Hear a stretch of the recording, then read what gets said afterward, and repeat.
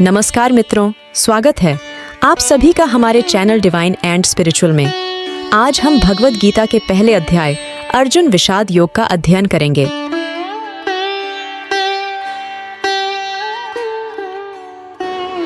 आज हम बात करेंगे निर्णयों की परस्पर संबंधिता और मार्गदर्शन प्राप्त करने के महत्व के बारे में। कभी कभी हमारी दुविधा और चिंता न केवल हमारी निजी होती है, बल्कि हमारे परिवार और समाज में भी उसका गहरा प्रभाव पड़ता है और हम गहरे मानसिक संघर्ष में पड़ जाते हैं। हम इसे समझने के लिए महाभारत के एक अद्वितीय पात्र अर्जुन के दृष्टांत से समझते हैं। महाभारत के युद्ध भूमि पर जब अर्जुन ने अपने परिजनों और मित्रों के खिलाफ युद्ध करने का विचार किया, तो वे गहरे मानसिक संघर्ष में पड़ गए।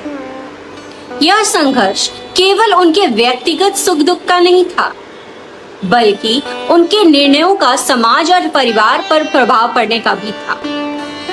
यहाँ हम एक महत्वपूर्ण सीख पा सकते हैं कि हमारे निर्णय केवल हमें ही प्रभावित नहीं करते, बल्कि हमारे परिवार, मित्र और समाज पर भी उनका असर होता है। जब हम अपने जीवन में किसी चीज का चुनाव करते हैं, तो हमें इस बात का ध्यान रखना चाहिए कि हमारा चुनाव केवल हमारी व्यक्तिगत संतुष्टि और सफलता के लिए ही, बल्कि उससे हमारे परिजनों और समाज को भी लाभ हो। इस परस्पर संबंधिता को समझना और जिम्मेदार निर्णय लेना अत्यंत आवश्यक है। हमें यह सुनिश्चित करना चाहिए कि हमारे कदम और हमारे चुनाव समाज के मूल्यों और परिवार की मर्यादाओं के अनुकूल हो। जैसे अर्जुन अपने कार्यों के नैतिक प्रभाव के बारे में चिंतित है, वैसे ही व्यक्तियों को किसी भी चीज का चुनाव करते समय उसके नैतिक प्रभाव का भी विचार करना चाहिए। अपने मूल्यों के साथ समर्थनीय निर्णय लेना लंबे समय तक संतोष और अखंडता के लिए महत्वपूर्ण है। तो चलिए समझते हैं कि भगवद गीता के कुछ श्लोक कैसे इन महत्वपूर्ण विषयों पर प्रकाश डालते हैं। चलिए हम समझते हैं कि श्लोक 43 क्या कहता है। दोषैरेतय कुल घ्नानाम वर्ण संकर कारकय उत्साद्यन्ते जाति धर्मा कुल धर्माश्च शाश्वता। इस श्लोक का सारांश यह है कि जब लोग अपने परिवार की परंपराओं और मूल्यों को नष्ट करते हैं, तो इससे समाज और परिवार की स्थायी धारणाएं और कल्याणकारी गतिविधियां बर्बाद हो जाती है। चलिए हम समझते हैं कि श्लोक 44 क्या कहता है। उत्सन्न कुल धर्माणाम मनुष्याणाम जनार्दन नरके नियतम वासो भवतीत्यनुशुश्रुम। इस श्लोक में अर्जुन कहते हैं, हे जनार्दन, मैंने सुना है कि जिन मनुष्यों की पारिवारिक परंपराएं नष्ट हो जाती हैं, वे अनिश्चित काल तक नरक में निवास करते हैं।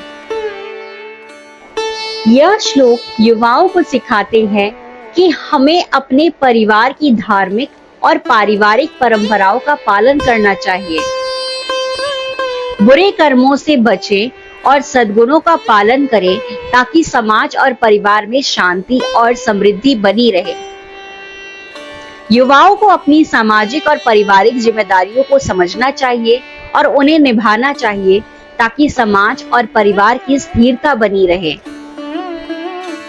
तो चलिए अब समझते हैं कि श्लोक 45 क्या कहता है। अहोबत महत् पापम कर्तुम व्यवसिता वयम यद्राज्य सुखलोभेन हंतुम स्वजन मुद्यता। इस श्लोक में अर्जुन अपने कार्यों और उनके परिणामों के प्रति गहरी चिंता और पश्चाताप व्यक्त करते हैं। वे कहते हैं कि राज्य और सुख के लोभ में हम अपने ही स्वजनों को मारने के लिए तत्पर हो गए हैं, और यह बहुत बड़ा पाप है। अर्जुन यहाँ अपने निर्णय और स्थिति पर गहरा आत्ममंथन कर रहे हैं। इस श्लोक में अर्जुन की भावना यह दर्शाती है कि भौतिक सुख और संपत्ति के लिए अपने प्रियजनों को नुकसान पहुंचाना एक गंभीर नैतिक दुविधा है। वे समझते हैं कि यह पाप है और इससे मिलने वाला सुख या राज्य भी निरर्थक होगा। तो चलिए अब समझते हैं कि श्लोक 46 क्या कहता है। यदि मां प्रतीकारम शस्त्रम शस्त्रपाणयः धार्तराष्ट्रारणे हन्युस्तन में क्षेमतरम भवेत। इस श्लोक में अर्जुन अपनी विवेकपूर्ण चिंता व्यक्त कर रहे हैं।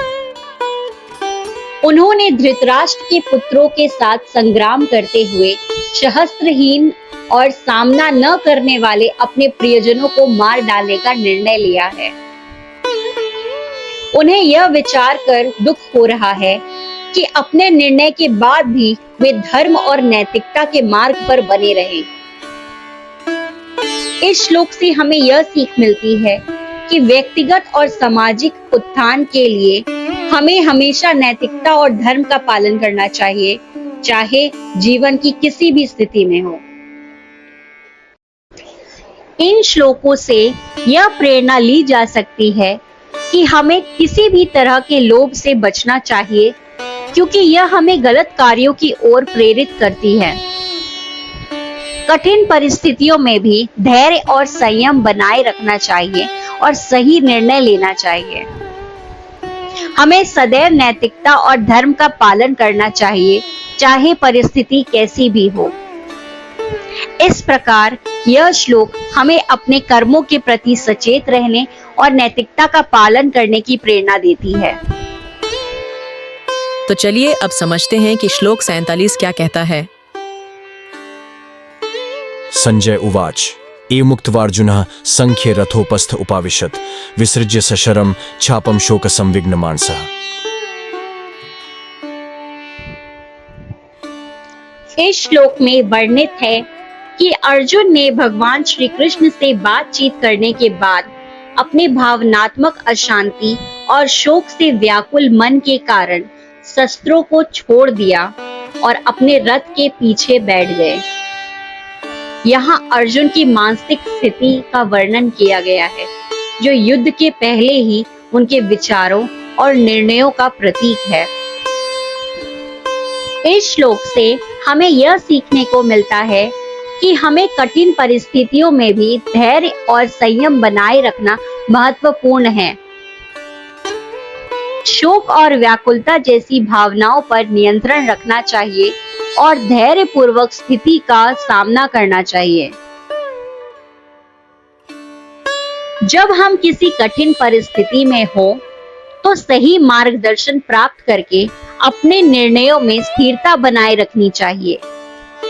इसी प्रकार यह श्लोक हमें कठिन परिस्थितियों में धैर्य और संयम बनाए रखने की प्रेरणा देती है।